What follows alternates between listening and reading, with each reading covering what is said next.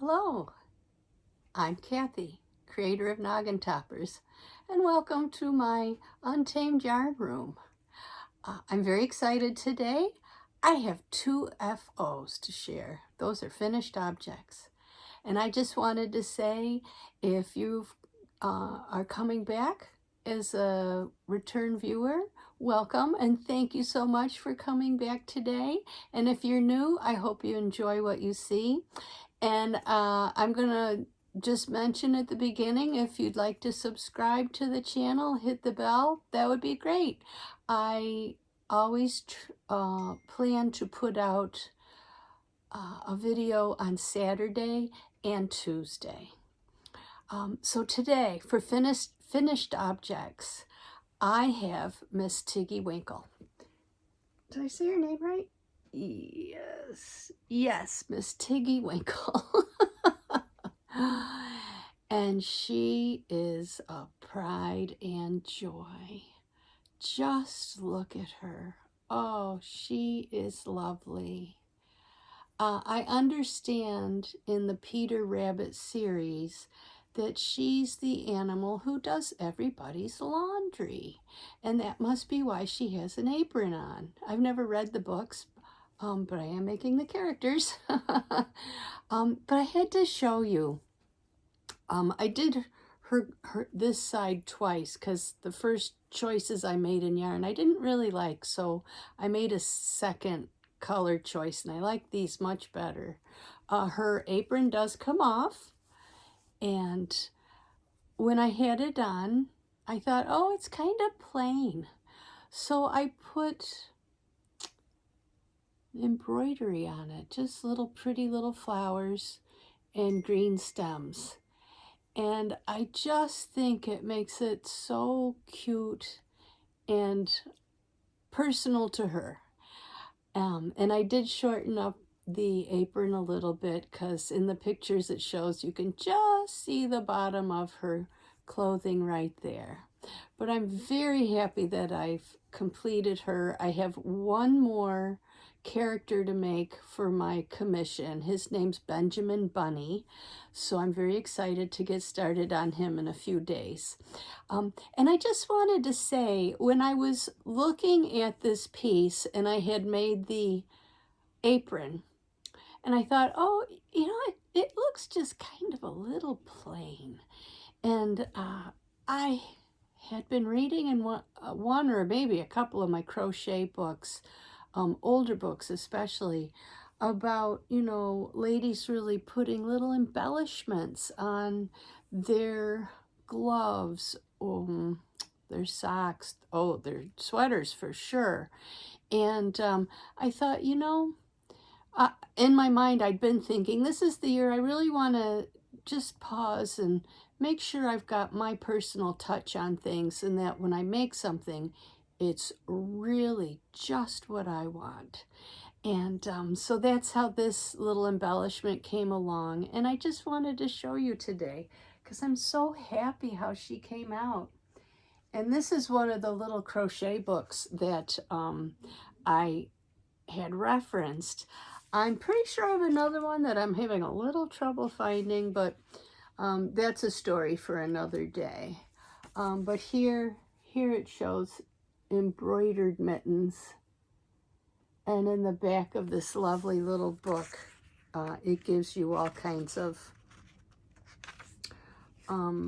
embroidery instructions and things like this.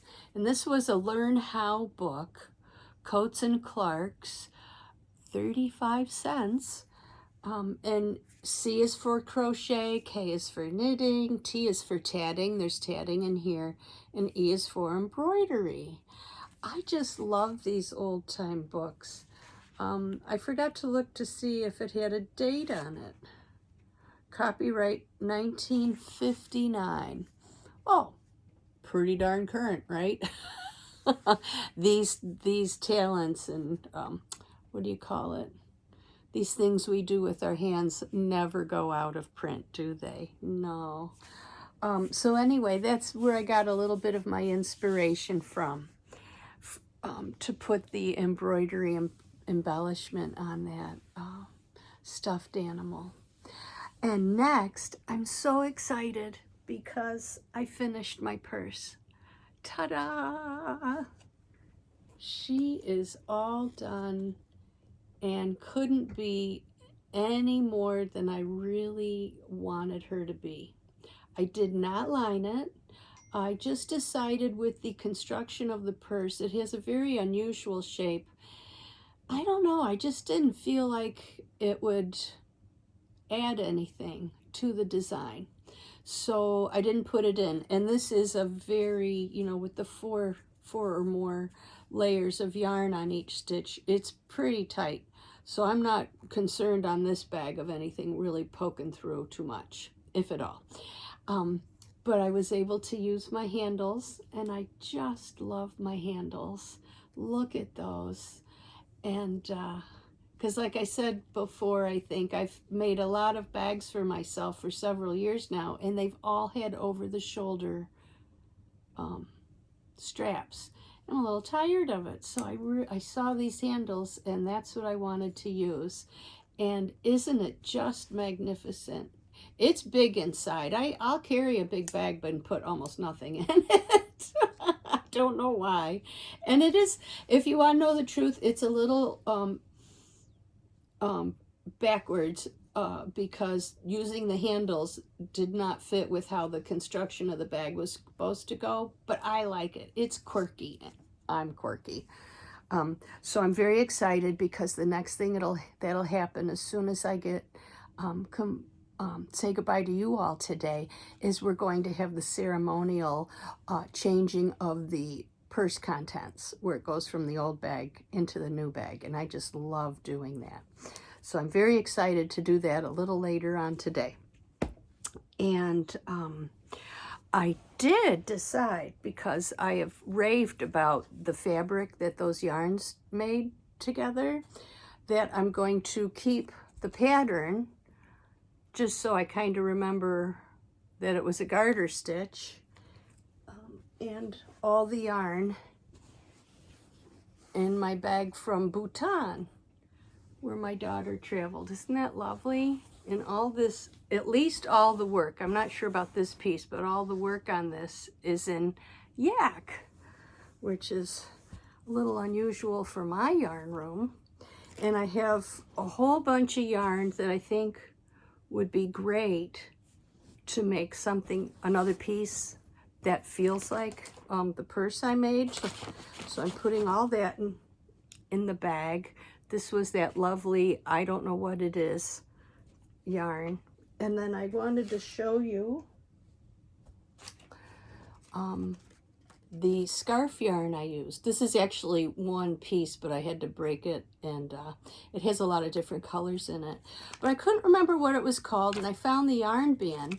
It's Lion Brand. Boy, they're everywhere in this room. And it's Shawl in a Ball. And this one's called Peaceful Earth, and it's all earth tones, and it's just beautiful. So in it goes with that. And then I had the 2 ball bands. One last talk about the hand spun from Sweet Pea Sid. That was really pretty. That was just a a memory sort of yarn in there. I had just a little bit left from something I made. And then the other was the Knit Picks Wool of the Andes and Grizzly Heather. That's a great name.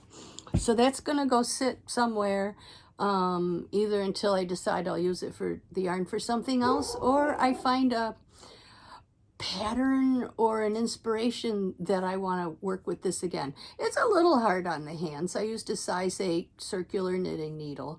I wouldn't go any smaller for sure, because I wouldn't be able to work it. I don't know if I'd go maybe up to a 9, because I like the tightness of the fabric it made.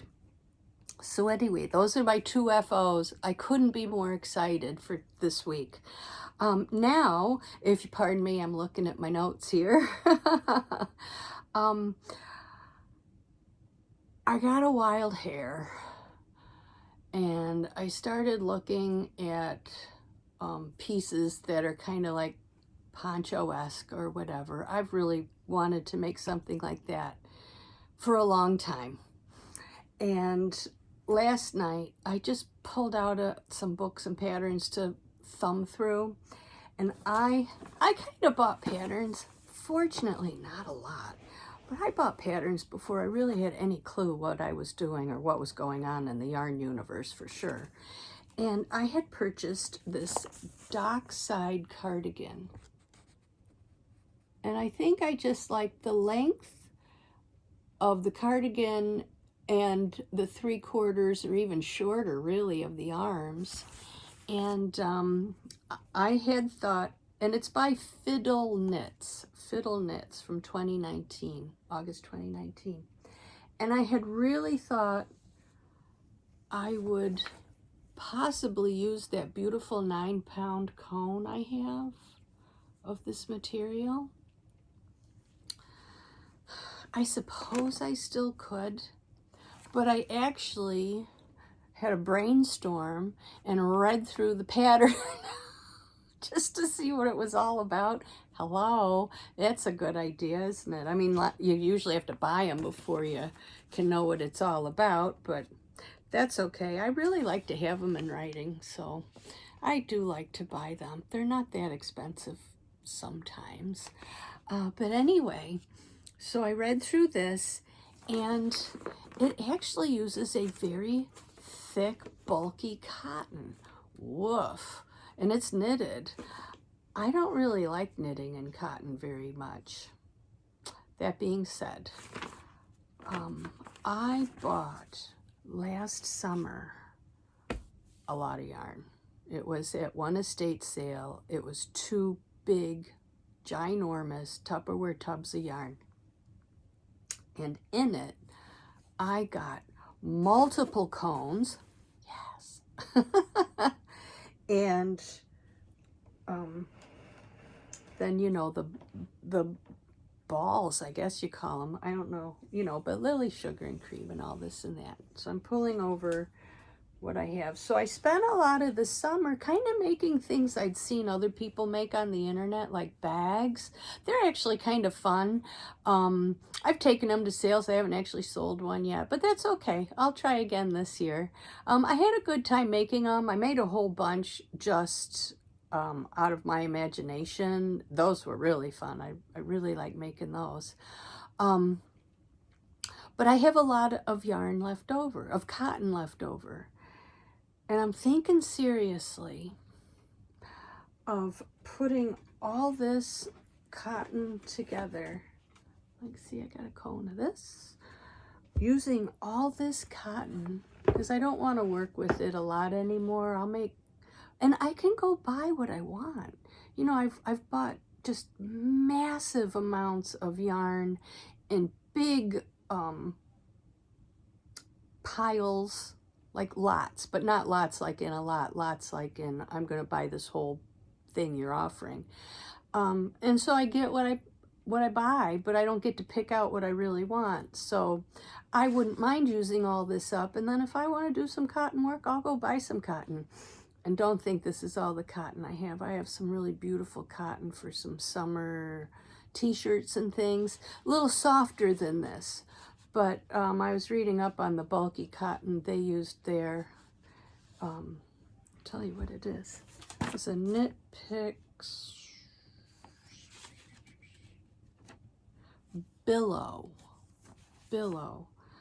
which I'm sure is a lot nicer than, you know, a Kona. Lily sugar and cream as far as the softness and the drape of it.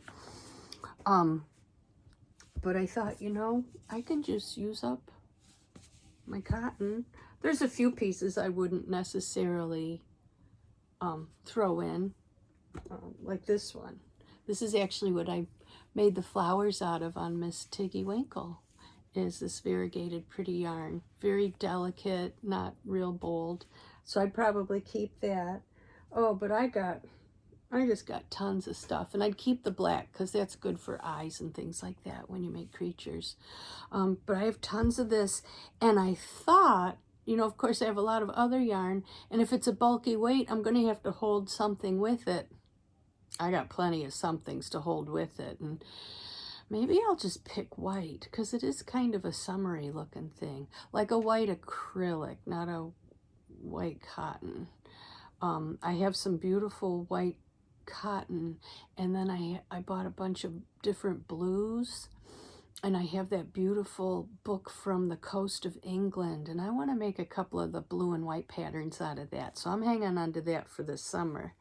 The other thing I have is I have scraps. Da, da, da, da. And I do try to keep them separate. I think I have my wool scraps in another little thing.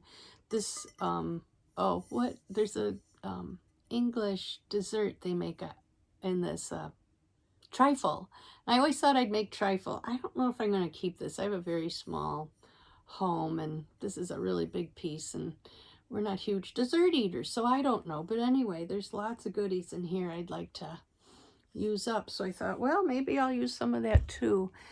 So, and I do like many times when I try pattern for the first time, I'll do a tester just to see how it turns out. So that's what's going through my mind for a project I might pick up and start working on maybe next week. I don't know. Maybe later this week. We'll see how that goes. And then, what have I got back here now? I want to check my notes.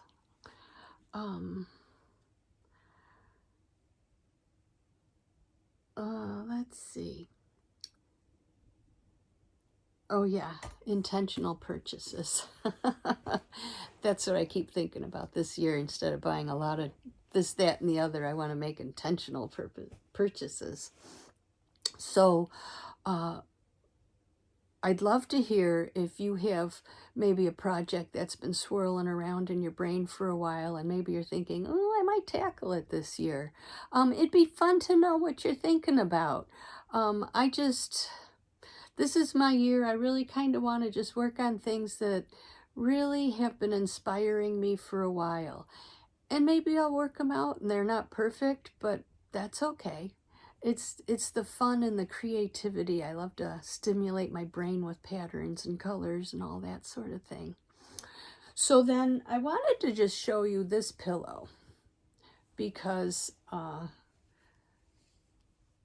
another thing I'm gonna I don't know if you call it sewing or putting it together, but I have this like memory pillow, and I always just threw a pillowcase on it.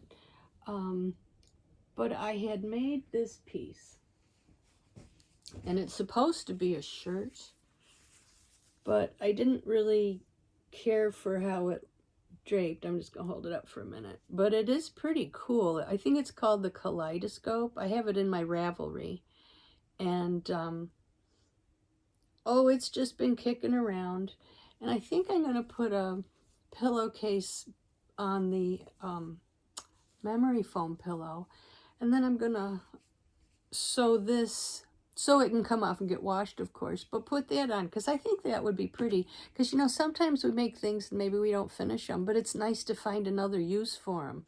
I have had a plant on this on a big stand, but I think I like it better on the pillow, so I see it every day when I'm in here.